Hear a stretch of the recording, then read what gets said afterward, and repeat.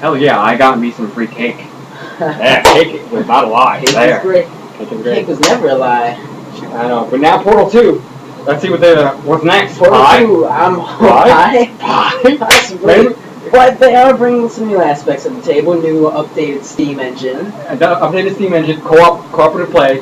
And when it comes out, I'm going to try and get it for the Xbox 360. Have him come over with me with a new sort of production with Ricky. Do a sort of co-op video of all the actions we can do with co-op. Yes. I'm looking forward to that.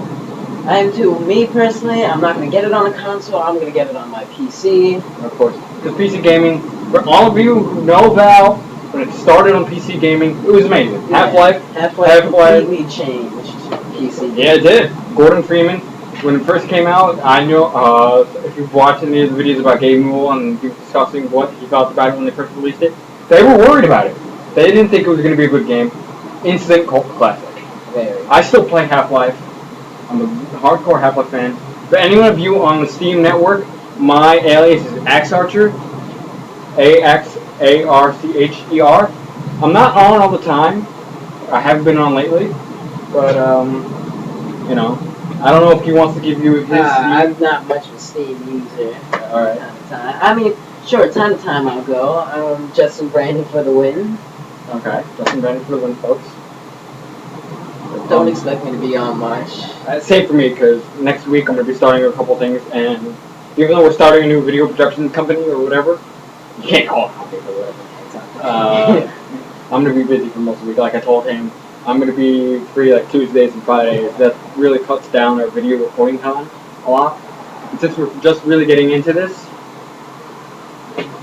actually I kind of think now that it's more about people who are just watching this rather than just for Woo and D. Yeah. Now we just completely it's free. It's mainstream. It's mainstream. Kind of like Portal. Yeah, exactly like Portal.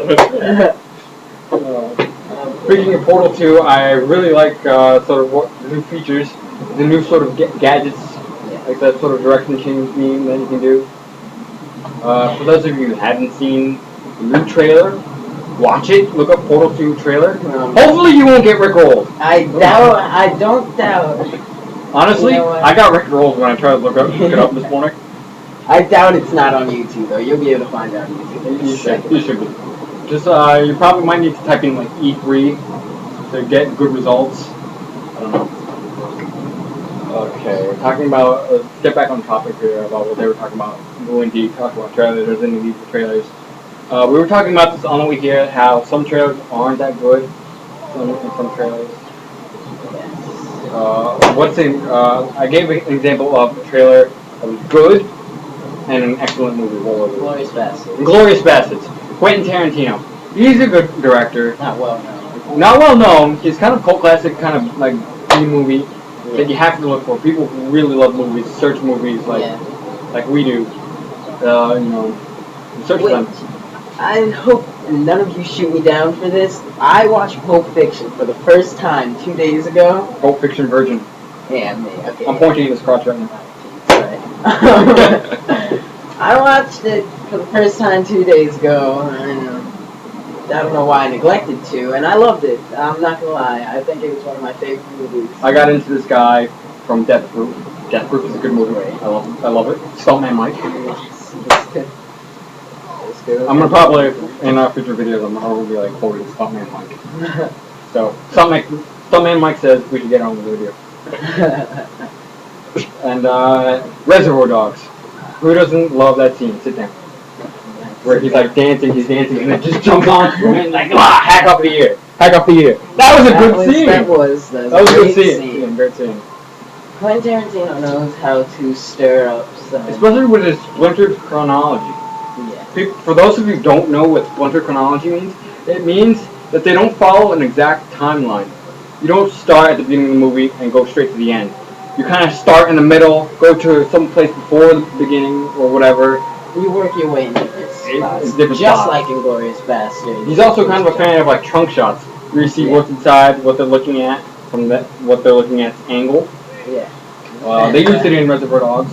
Yeah, they used it in They used it in Glorious Bastards too. They used it in every movie. Pretty much every movie he's made.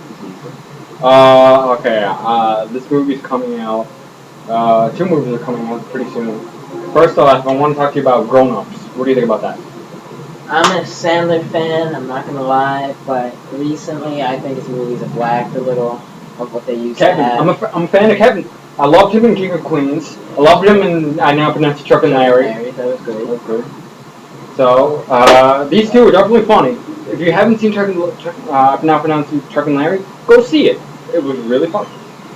So, And I don't doubt Chris Rock at all. I mean, he's Rob Schneider. Rob Schneider hasn't been He in a did- movie in forever. But he's been in a lot of Adam Sandler, like The Longest Yard remake. Yeah, He was in it. Waterboy, he was in it. I can't think of anything else. David Spade's in it. For those of you who are really hardcore movie fans, he was from Black Sheep and Tommy Boy. Those are excellent movies. I love Tommy Boy. Great. I love that, like the bees. That was funny. Holy shnikes, that worked. Second movie. Black Sheep. So, Chris Rock. Who doesn't love Chris Rock? Some of his offbeat. Not a fan of his show that he has. You mean Everybody Hates Chris? Yeah, not a fan. I am a fan. I love the guy who plays the father. Yeah, White Chicks, he was great. He was in, especially as President Camacho in Idiocracy. Anyone who is a movie buff like me of stupid movies like Tenacious D and The Pick of Destiny, Idiocracy for me was a complete, it just how I perceive my whole world. And now he's in those friggin' commercials for Old Spice. Power! Yeah. I mean, he's funny. I mean, I love him as like Cheeseburger Eddie. I mean, who doesn't love Cheeseburger Eddie? I mean, you're acting like a real asshole right now. Okay. Okay, that was a bad Cheeseburger Eddie. Now we've got to talk about The Last Airbender. I posted some videos. Extra Super Shadow Girl actually was asking me to do a couple more videos about that. This is a shout out to you, Extra Super Shadow Girl. I kind of got started off by doing do not boycott the movie because you can't really go into it by by the cast and saying it's racist without actually knowing anything. And a lot of you were like commenting me back about it and saying like, oh, this is that. I kind of didn't take it the wrong way. I accepted it as constructive criticism. And some of the parts, yeah, I'm going to agree with you on some of the parts, but it's not really racist. Me and him... Tribes, they're made up of different... They're made up of different cultures. We're big fans of Avatar: The Last Airbender, the series. I got into it around book 2 or maybe book 1. Towards the end of book 1, I got into it. My favorite character still to this day, Toph. I love Toph. Who doesn't love Toph? But the series, the world's kind of divided, and you got to know the sort of archaeological sort of features towards it. And now, what he did was he kind of diversified it. When you kind of look at the geographical positions of all the tribes from the series, you can understand what he's doing. Like the Southern Water tribes are kind of like Southern Inuit. Would you agree or disagree? I'm gonna agree. I'm not gonna. And a lot of people are saying, oh, it's kind of like whitewashing what they were doing. A whole cast of white people. Okay, I am a little bit angry that they chose a white kid to play Aang. We're supposed to be an Asian monk.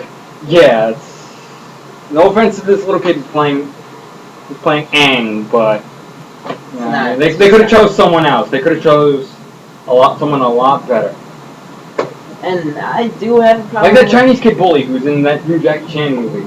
Yeah. Sorry, not saying anything racist. I just don't know his name. I don't know. So. But another problem I have with this movie, I'm not saying I'm not going to watch it, I'll probably give it a shot, but the acting to me in the trailer seemed a bit off. I don't know if you noticed this. I'm going to disagree on you like that. The way they portrayed Sokka is exactly how Sokka is in the series. I mean, he's a goof. He's a complete goof, like, towards, pretty much in book 1. In book 2, you see him get serious. And in book 3, you see him go through a lot of turmoil. and trying to take care of everyone. Especially with Zuko joining the group in book 3. That was a great plot twist. I enjoyed. Speaking of plot twists, M. Night Shyamalan is directing this movie. Ooh. Big enough?